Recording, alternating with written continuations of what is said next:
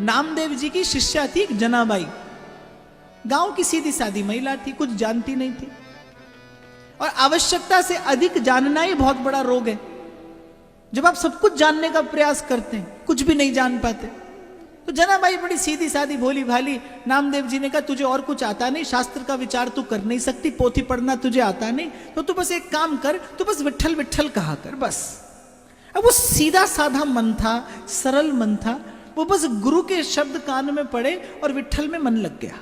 नाम रटते रटते वृत्ति तदाकार हो गई और महिमा ऐसी प्रकट हुई उसके भजन की कि कबीर जी के कान में पड़ी कि सुनाए नामदेव जी की एक शिष्या है और बड़ी अद्भुत नामनिष्ठ है।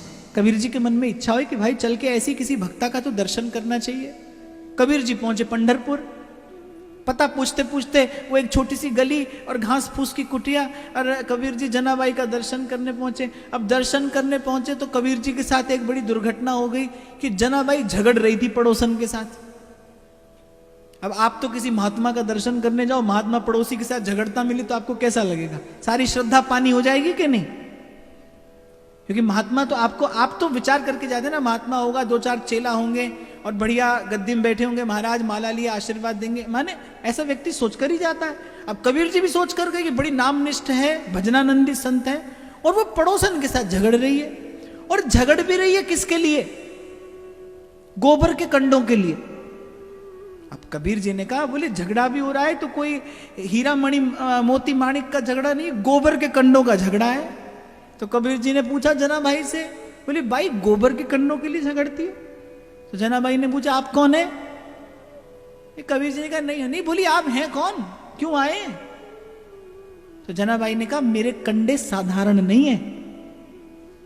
तो कबीर जी हंस दिए, बोले गोबर का ही तो होगा। अब गोबर के कंडे में क्या साधारण और क्या असाधारण?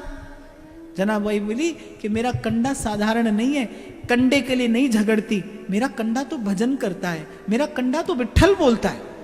कबीर जी के कान खड़े हो गए। अब कबीर जी बड़े डंके की चोट पर बात कहने वाले फकीर। कबीर जी ने कहा कंडा और विट्ठल बोलता है? बोली हाँ, इसीलिए तो झगड़ती हूं, इसने अपने उपलों में मेरे उपले मिला लिए। मुझे उपले की चिंता नहीं, पर मेरा उपला विट्ठल कहता है। कबीर जी ने उपले उठाए, बोले मैं निर्णय करता हूं। दो चार उपले कान से लगाकर फेंके यहां वहां, और अचानक कबीर जी के हाथ में एक उपला आया। कबीर जी का रोम रोम रो पड़ा। जनाबाई जी को साष्टांग दंडवत प्रणाम किया कबीर जी ने। कोई कान से लगाया हुआ उपला ध्वनि आ रही थी।